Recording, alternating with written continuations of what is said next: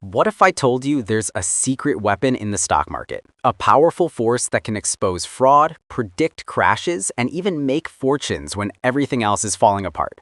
Today, we're diving deep into one of the most misunderstood and controversial topics in finance: short selling.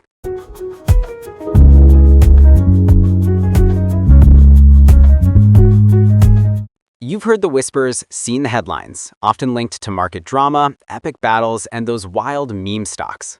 But what is it really, and why is understanding it absolutely critical for you, especially if you're navigating the thrilling and sometimes treacherous world of microtap investments? Let's strip away the jargon and get to the absolute basics. Most investing is simple. You buy low, hoping the price goes up, and then you sell high for a profit, right? Short selling, it's the mirror image. It's how you make money when you believe a stock's price is about to plummet.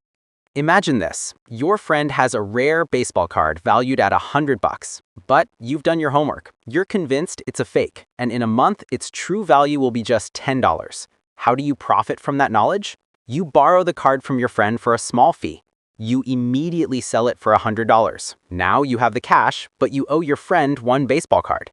A month later, you were right. The card is exposed as a forgery and its value crashes to just $10. You then buy an identical card for $10 and return it to your friend. You sold for $100, bought for $10, and pocketed a $90 profit minus that small borrowing fee. That is short selling. In the stock market, it's the same idea. You borrow shares from a broker, paying interest, sell them, and hope to buy them back later at a lower price. It's a bet against a company.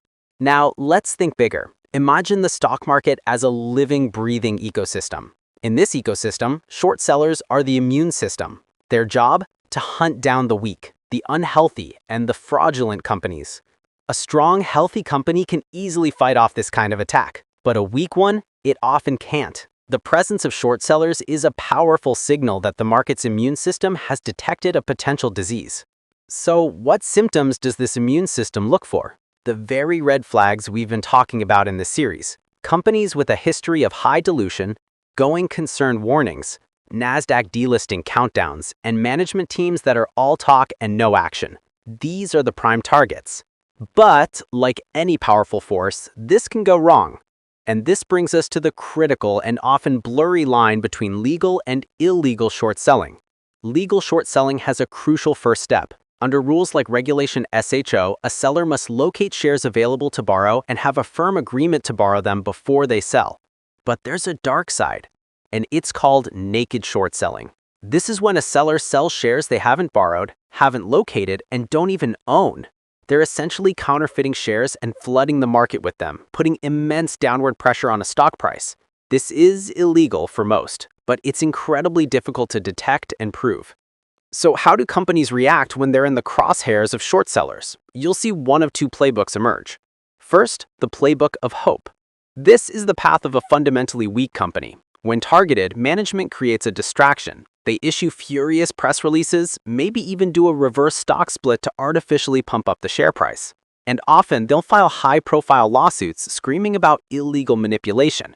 Now, a lawsuit can be a legitimate tool against a malicious short and distort campaign. But for us as investors, it's a massive red flag. Is this lawsuit backed by a strong, growing business, or is it just a smokescreen to hide their own failures? Remember, a lawsuit can start a fight, but only strong quarterly reports can win the war. In stark contrast, there's the playbook of execution. This is the response of a strong, healthy company. They don't waste time attacking the short sellers. They focus on their business. They hit their milestones, they cut their cash burn, they strengthen their balance sheet, and they communicate with transparency. The best defense against short sellers is flawless execution. A healthy company defends itself with strong quarterly reports, not angry tweets. And when a company successfully executes and proves the shorts wrong with overwhelmingly positive news, it can trigger a short squeeze.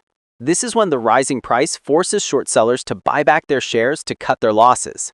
This mad rush of buying can cause the stock price to explode upwards. But here is our critical warning. Trying to jump on a short squeeze is not investing. It's high-stakes gambling. These events are rare, unpredictable, and can reverse in an instant, trapping anyone who's late to the party. Our philosophy here is about due diligence, not chasing lottery tickets.